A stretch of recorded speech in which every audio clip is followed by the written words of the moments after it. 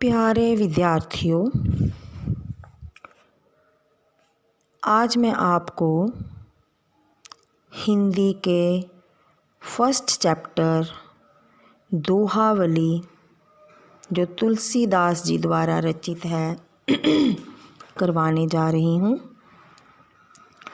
जो कि आपकी किताब के ऊपर पन्ना नंबर 4 पर है।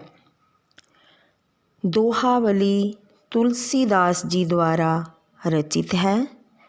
गोस्वामी तुलसीदास हिंदी साहित्य के भक्ति काल की सगुण धारा की राम भक्ति शाखा के प्रमुख कवि हैं। इनकी जितनी भी रचनाएं आपको मिलेंगी वे सारी राम भक्ति के ऊपर रचित हैं। आइए मैं आपको दोहावली का पहला दोहा समझाने जा रही हूँ। श्री गुरु चरण सरोज रज निज मन मुकुर सुधारी, वरनऊ रघुबर बिमल जसु जो दाऊकु फलचारी। बच्चे, आप सबने हनुमान चालीसा तो पढ़ी होगी, तो आप समझ गए होंगे कि ये हनुमान चालीसा का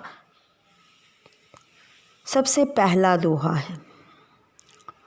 तो जैसे कोई भी कविता करने से पहले, उसका व्याख्या करने से पहले हम उसका प्रसंग लिखते हैं, इसी तरह इस दोहे की व्याख्या करने से पहले हम इसका प्रसंग लिखेंगे। प्रसंग में हम लिखेंगे, प्रस्तुत दोहा तुलसीदास द्वारा रचित दोहावली से लिया गया है। ये दोहा हनुमान चालीसा का प्रारंभिक दोहा है। प्रारंभिक मतलब शुरू का, सबसे पहला। इस दोहे में गुरु वंदना के बाद श्री राम के पवित्र चरण के गुणगान करने की कामना की है। अब हम इसकी व्याख्या करेंगे। श्री गुरु चरण सरोज रज, कवि कहते हैं कि मैं श्री गुरु महाराज के चरण कमलों की धूल से अपनी मन रूपी दर्पण को स्वच्छ और पवित्र करके निज मन मुकुर सुधारी, बरनऊ रघुबर बिमल जसु जो दाऊकु फलचारी।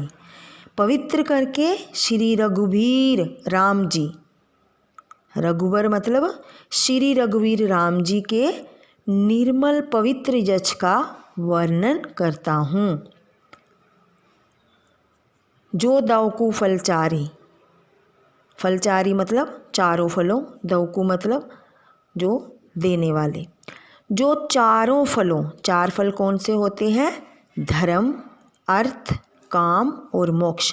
हर व्यक्ति के जीवन में ये 4 फल होते हैं, धर्म, अर्थ, काम और मोक्ष, उसको देने वाले हैं। ये आपका फर्स्ट दोहा हो गया। अब हम दूसरा दोहा करेंगे।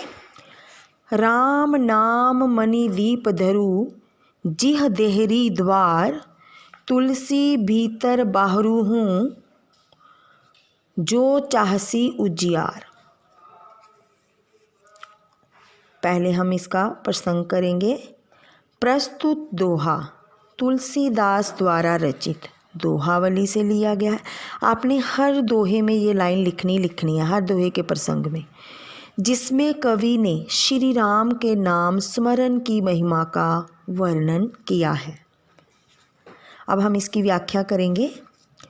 राम नाम मणि दीप धरु जिह देहरी द्वार। जिह मतलब जो हमारी जीवा होती है, देहरी मतलब जो जीवा की स्टार्ट होता है, जहाँ से आगे टिप जिसे हम बोल सकते हैं। जैसे हमारी देहरी हम अपने मेन दरवाजे को बोलते हैं, उसी तरह से हम अपने जीवा का देहरी मतलब शुरुआती जो उसका चरण होता है वो। तुलसीदास जी कहते हैं कि हे मानव, तू राम नाम रूपी मणि, कि राम नाम का जाप दीपक, राम नाम के जाप को उन्होंने दीपक का नाम दिया है, को मुख रूपी द्वार की जीव रूपी दहलीज पर रख, तुलसी भीतर बाहरू हूँ जो चाहसी उजियार। तुलसीदास जी कहते हैं यदि तू भीतर और बाहर यानी कि अपने मन के अंदर और अपने मन के बाहर दोनों ओर उजाला चाहता है तो राम नाम रूपी मणियों से बने इस दीपक को हृदय में यानी कि अपने मन में धारण करने से अज्ञान रूपी अंधेरा नष्ट हो जाता है, यानी कि हमारे अंदर जो भी बुरे विचार होते हैं वो नष्ट हो जाते हैं तथा ज्ञान रूपी उजाला हो जाता है। ये आपके बच्चे 2 दोहे हो गए। अब मैं तीसरा दोहा कराने जा रही हूँ। जड़ चेतन गुण दोषमय विश्व कीन करतार, संत हंस गुण हंस गहसी पय परिहरि परि विकार। अब इसका भी हम पहले प्रसंग करेंगे कि प्रस्तुत दोहा तुलसीदास द्वारा रचित दोहावली से लिया गया है। इस दोहे में कवि ने संत के गुणों के बारे में बताया है। अब हम इसकी व्याख्या करेंगे। जड़ चेतन गुण दोषमय विश्व कीन करतार, करतार मतलब श्री राम, जहाँ हमारे इष्ट भगवान कि जिस प्रकार भगवान किसी भी मनुष्य के किसी भी दोष को देखे बिना उसको अपनाते हैं, उसी तरह से संत हंस गुण गही पये परिहरि बरि विकार, जो संत लोग होते हैं उनको भी इन सब गुण और दोषों से, इन विकारों से परे होना चाहिए। अब मैं आपको अगला दोहा करवाने जा रही हूँ। दोहा नंबर 4। प्रभु तरुभर कपि डार पर ते किए अपु समान, तुलसी कहू न राम से साहिब सील निधान। अब पहले हम प्रसंग करेंगे। प्रस्तुत दोहा तुलसीदास के द्वारा रचित दोहावली से लिया गया है। इस दोहे में कवि ने श्री राम द्वारा वानरों को दिए गए सम्मान का वर्णन किया है। प्रभु तरुवर कपि डार पर, कवि कहते हैं प्रभु श्री राम जी तो वृक्षों के नीचे, तरुवर मतलब वृक्ष, कपि मतलब बंदर, डार मतलब डालियाँ। प्रभु श्री राम जी तो वृक्षों के नीचे और बंदर वृक्षों की डालियों पर रहते थे, परंतु ते किए अपु समान, परंतु ऐसे बंदरों को भी उन्होंने अपने समान बना लिया।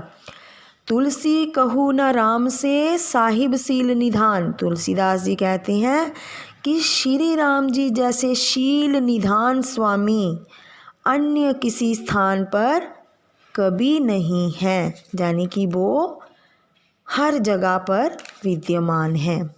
प्यारे बच्चों, आज मैंने आपको जे तुलसीदास जी की दोहावली के 4 दोहे करवाए हैं प्रसंग और व्याख्या सहित। ये चारों दोहे आपने अपनी अपनी कॉपीज़ के ऊपर नोट डाउन करने हैं और इनको अच्छी तरह से समझकर लर्न भी करना है। कल मैं आपको इसके बाकी दोहे करवाऊंगी। ओके।